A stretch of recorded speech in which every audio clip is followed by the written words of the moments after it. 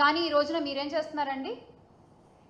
ఏం చేస్తున్నారు మీరు? ఆ భరోసా, ఆ ఆసరా ఎక్కడిస్తున్నారు ఒక మహిళకి? ఇప్పటి గౌరవ ఉప ముఖ్యమంత్రి కొణిదెల పవన్ కళ్యాణ్ గారు ఊగిపోయారు ఆ రోజున. మహిళల కోసం నేనుంటాను, మహిళలకు నాది బాధ్యత అంటూ తెగ ఊగిపోయారు. 33,000 మంది మహిళలు మిస్ అయ్యారు అంటూ అబద్ధ ప్రచారాలతో రాష్ట్ర ప్రజల్ని ఊపేశారు. ఇప్పుడు ఊరుకున్నారు. ఆయన ఎలా ఊగిపోయారో ఒకసారి మీరే చూడండి.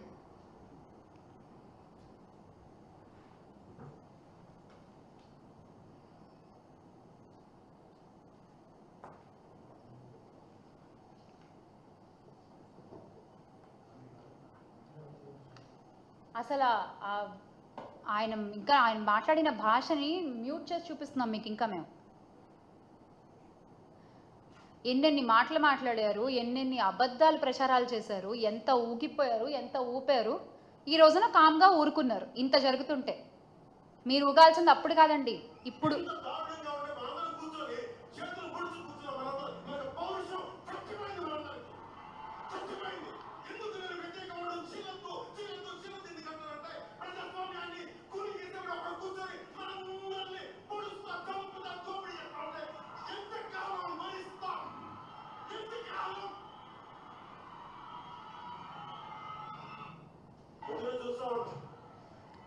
పౌరుషం చచ్చిపోయిందా పవన్ కళ్యాణ్ గారు?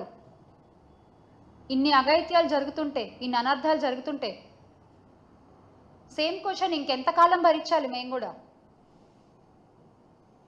బురద జల్లాలి కాబట్టి, చంద్రబాబు నాయుడు గారి మీద బురద జల్లాలి కాబట్టి ఏదో రకంగా అడ్డదారి తొక్కైనా మళ్ళీ ఏదో రకంగా సీఎం కుర్చీలో కూర్చుని పోవాలని కలలకు అంటున్నాడు. కాబట్టి ఈరోజు మా మీద బురద చల్లడానికి 36 రాజకీయ హత్యలు, 300 మంది దాడులు, అవి ఇవని చెప్పి ఫిగర్స్ సైతం చెప్తున్నాడు.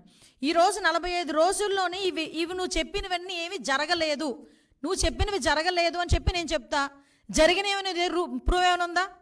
యాజ్ ఎ హోమ్ మినిస్టర్ నేను మాట్లాడుతున్నా. నువ్వు చెప్పినవన్నీ కూడా అబద్ధపు లెక్కలు.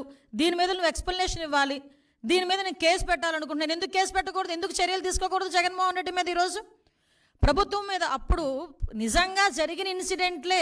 రంగనాయకమ్మ గారు జరిగిన ఇన్సిడెంట్ అమరావతి గురించి ఒక చిన్న పోస్ట్ పెట్టారని సిఐడి వాళ్ళని పంపించి ఆవిడ వయసును కూడా పక్కన పెట్టి వాళ్ళ చేత విచారణ జరిపించి సిఐడి ఆఫీసులో కూర్చోబెట్టి విచారణ చేపట్టావు. ఇలాంటి సంఘటనలు గౌతు శిరీష గారు ఒక చిన్న పోస్ట్ గవర్నమెంట్కి వ్యతిరేకంగా పెట్టారని సిఐడి నోటీస్ ఇచ్చి ఆవిడ సిఐడి ఆఫీసులో కూర్చోబెట్టావు.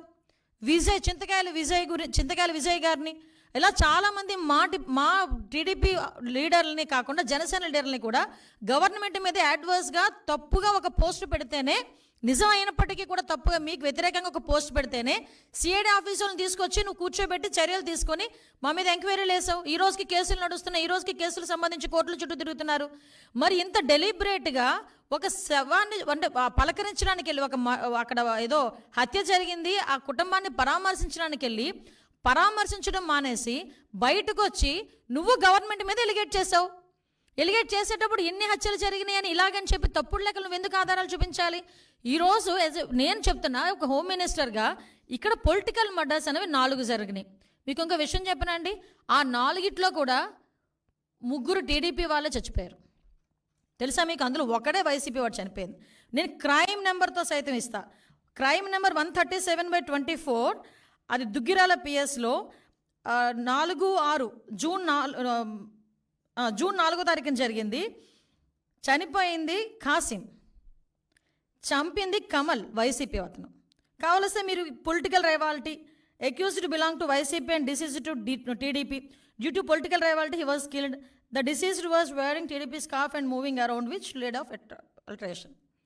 వాట్ అలాంటిది ఇంకొకటి క్రైమ్ నెంబర్ 92/24 వెల్దుర్తి 9వ తారీఖున జరిగింది. Deceased TDP M Girinath Chowdary, TDP అతను చనిపోయాడు.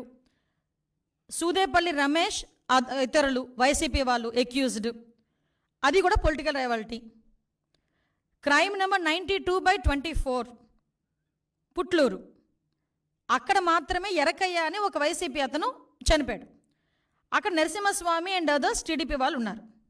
Next 4th one 148/24 Rayadurgam PS 9th జరిగింది. ఇది గొల్ల ఆదికేశవులు టీడీపీ ఆయన, ఆయన్ని చంపేశారు. ఎవరు? వైసీపీ వాళ్ళు, కేశవరెడ్డి అండ్ అదర్స్. ఇవన్నీ కూడా పొలిటికల్ మర్డర్స్ జరిగినవి 4. ఆ 4లో 3 చనిపోయింది టీడీపీ వాళ్ళు. ఈరోజు నువ్వు ఏ మొహం పెట్టుకుని 36 హత్యలు, పొలిటికల్ హత్యలు జరిగినాయని చెప్పి ప్రజలను భయభ్రాంతులు చేయడానికి సిద్ధపడుతున్నావు? ఇంకా నీ మాటలు నమ్మేస్తారని అనుకుంటున్నావా జగన్మోహన్ రెడ్డి, పులివెందుల ఎమ్మెల్యే? ఇంకా నీ మాటలు నమ్మేస్తారని జనాలు అనుకుంటున్నావా? దీనికి ఒక ప్రైమ్ మినిస్టర్కి నువ్వు లెటర్ రాసి రాష్ట్రపతి దగ్గరికి వెళ్ళి రాష్ట్రపతి పాలన విధించాలి, ఇక్కడ రాజ్యాంగం అన్నది భ్రష్టు పట్టిపోయిందని నువ్వు మాట్లాడుతున్నావు కదా. అసలు విషయం చెప్పను ఒకసారి. ఆంధ్రప్రదేశ్ హైకోర్టు తమరు 2019లో పీఠం ఎక్కిన తర్వాత 2020లోనే ఇక్కడ కాన్స్టిట్యూషనల్ బ్రేక్ డౌన్ జరుగుతుందని డైరెక్ట్గా హైకోర్టు ఆ రోజు మాట్లాడింది.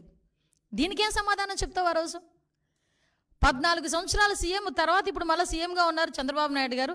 ఏ రోజైనా అతని హయాంలో, అతని అడ్మినిస్ట్రేషన్లో ఇలాంటి కామెంట్ ఏ కోర్టు అయినా ఎవరైనా చేయగలిగారా? ఒకసారి చెప్పండి.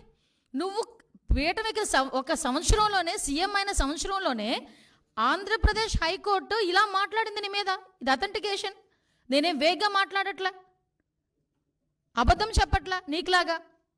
అంటే నువ్వు ఈరోజు పొలిటికల్గా మన కాన్స్టిట్యూషన్ బ్రేక్ డౌన్ అవుతుందని చెప్పి రాష్ట్రపతి పాలన విధించాలని ఏకంగా మాట్లాడుతున్నావంటే నీకు ఎంత తహతహగా ఉందో అధికార పీఠంలో కూర్చునిపోవడానికి నాకు అర్థం. అంటే అధికారం కోల్పోయి నెల రోజులకే ఏ రకంగానైనా దొడ్డిదారిని ఎలా అయినా వెళ్ళిపోవాలని ప్రజల్ని మభ్యపెట్టడానికి నువ్వు చేస్తున్న మైండ్ గేమ్ క్లియర్గా జనాలకు అర్థం కావాలనే ఉద్దేశంతోనే నేను ఈరోజు ప్రెస్ ముందు కూర్చున్నాను.